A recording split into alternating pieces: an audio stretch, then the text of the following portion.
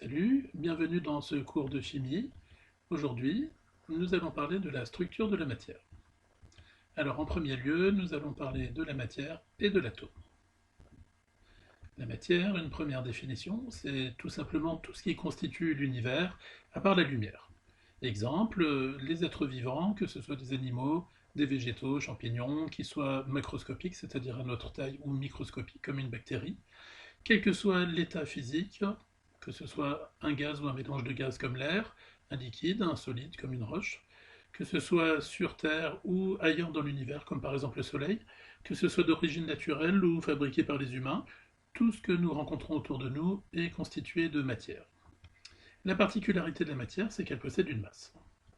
Et si on regarde à l'échelle microscopique, on va constater qu'elle est constituée de particules extraordinairement petites. Alors, on va faire une analogie avec des Legos. Si vous prenez un morceau de matière, quand vous regardez l'échelle microscopique, il est constitué de briques élémentaires qu'on va assembler ensemble pour former cette fameuse matière. Attention à l'analogie, attention piège à con, une analogie c'est une image pour se représenter quelque chose, mais ce n'est pas la chose elle-même, donc pas de confusion à ce niveau-là. Donc, si vous prenez l'exemple d'un atome qu'on représente comme une brique de Lego, il y a des aspects pour et des aspects contre. L'aspect pour, ça permet de comprendre. L'aspect contre, c'est qu'il ne faut pas croire qu'un atome se comporte évidemment comme une brique de Lego en tout point. Pour bien comprendre, prenons un exemple. Quelle est la couleur d'un atome est une question qu'on peut se poser assez naturellement, surtout si on compare ça à une brique de Lego. Mais en fait, cette question n'a pas de sens. En effet, on ne peut pas comparer un atome en lui-même à une brique de Lego. Mais ceci dit, on pourrait quand même se poser la question, quelle est la couleur d'un atome? Alors pour comprendre ça, on va faire un petit détour par la notion de dimension et d'ordre de grandeur. Prenons un humain, un beau spécimen, 1,70 m, et regardons par exemple son iris, c'est-à-dire la couleur qu'il y a dans l'œil. Euh, un humain qui mesure 1,70 m a une iris qui vaut à peu près 1,70 cm. Alors si on veut regarder vraiment dans les détails, c'est plutôt 1,20 cm, mais 1,20 ou 1,70, c'est le même ordre de grandeur, c'est-à-dire que la différence n'est pas grande. Par contre, entre 1,70 m et 1,70 cm, il y a deux ordres de grandeur, c'est-à-dire qu'il faut diviser par 100. Alors si on divise ou qu'on multiplie par 10, c'est un ordre de grandeur, par 100, deux ordres de grandeur, et ainsi de suite. Prenons l'intérieur de l'œil et allons voir la rétine, qui est la partie sensible de l'œil qui va permettre de voir les couleurs et de voir en général. Si on prend une cellule, elle va mesurer environ 17 micromètres, c'est-à-dire un facteur 1000, c'est-à-dire 3 ordres de grandeur plus petit que l'iris de l'œil. Et si maintenant nous voulons voir la taille d'un atome, que voici, c'est de l'ordre de 0,17 nanomètres, c'est-à-dire 0,00000000017 mètres. Et là, il y a encore 5 ordres de grandeur, c'est-à-dire que c'est 100 000 fois plus petit qu'une cellule. Donc si nous partons de l'humain, pour arriver à l'atome, il y a 10 ordres de grandeur, il faut diviser la taille par 10 milliards. Alors vous allez me dire, mais quel est le lien avec la couleur dans tout ça? Eh bien le lien c'est qu'un atome est 100 000 fois plus petit qu'une seule cellule de l'œil qui est capable de percevoir les couleurs. Et donc ça veut dire que la notion de couleur n'a aucun sens pour un atome. Alors revenons à notre atome et proposons une définition. Donc qu'est-ce que c'est qu'un atome? C'est une particule qui constitue la matière. Les caractéristiques de ces atomes, d'abord l'étymologie du mot atomos en grec, qui veut dire insécable, qu'on ne peut pas couper. Les atomes sont extraordinairement petits, ils sont indestructibles et inaltérables. Du moins, c'est ce qu'on nous dit quand on est au collège. Mais en fait, c'est un peu plus compliqué que ça.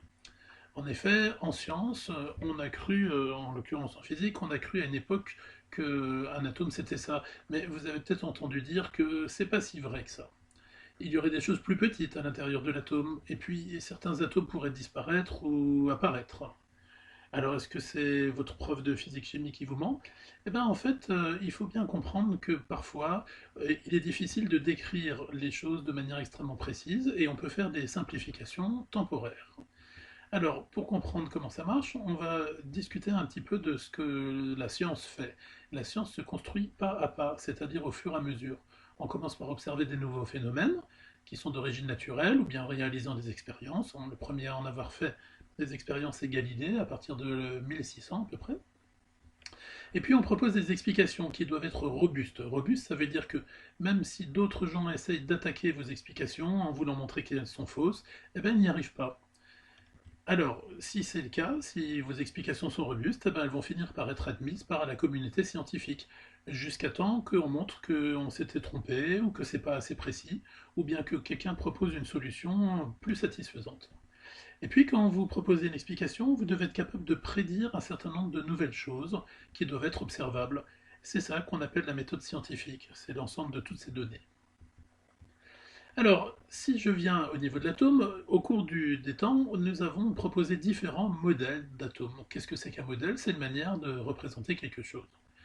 Ces modèles de l'atome existent depuis l'Antiquité jusqu'à nos jours, et il y en a pas mal qui ont été développés au cours des temps. C'est une vaste histoire dont je vous parlerai une autre fois. Nous allons nous concentrer sur la proposition qui date de 1808.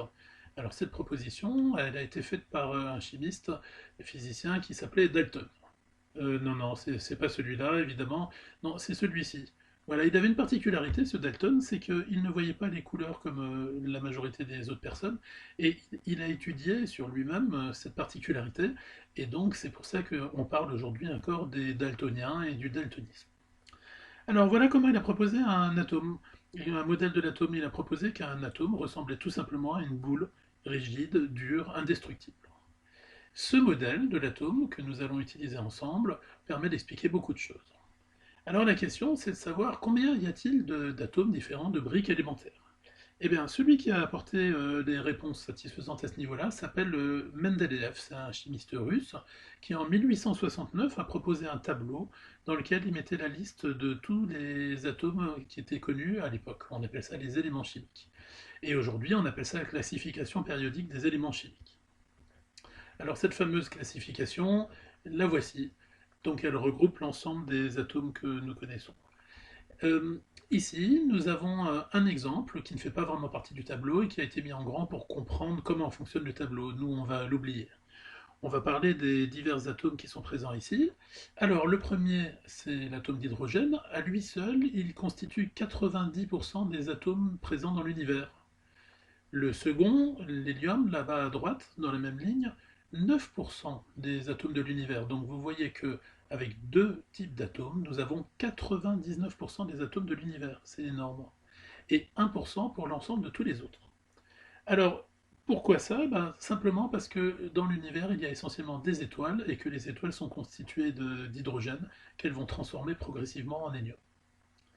Alors maintenant, si nous venons sur une planète comme la nôtre, la planète Terre, la composition est différente. Bien sûr, il y a beaucoup d'hydrogène, mais il y a aussi d'autres choses. Par exemple, nous, les êtres humains, nous sommes constitués comme l'ensemble de tous les êtres vivants de carbone, d'hydrogène aussi, bien sûr, mais encore d'oxygène, d'azote, de soufre, et puis d'un certain nombre d'autres atomes.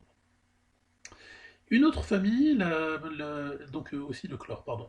Une autre famille, c'est celle qui est en rose ici, c'est la famille des métaux, dont quelques-uns que vous connaissez évidemment, le fer, le cuivre, l'or, l'argent, le mercure, qui a la propriété d'être liquide à température ambiante. Et puis une autre famille, dont vous connaissez les noms, le calcium, le magnésium, et puis le sodium et le potassium. Donc voilà un certain nombre d'atomes dont nous entendrons parler. Et puis il y a aussi l'uranium qui est tout en bas là. C'est le numéro 92. C'est le plus gros des atomes qui existent naturellement. Il en existe d'autres qui ont été fabriqués par des physiciens, mais ils ne sont pas stables, ils ont été créés artificiellement. Enfin, tout à fait à droite, vous voyez le numéro 118. C'est actuellement le plus gros des atomes qui a été constitué dans un laboratoire pendant quelques fractions de secondes seulement. Donc, ce tableau périodique, cette classification périodique sera étudiée plus tard, et nous allons d'abord nous concentrer sur les atomes et les molécules. Et dans la prochaine vidéo, je te montrerai comment les représenter avec le modèle de Dalton, et comment représenter les molécules également.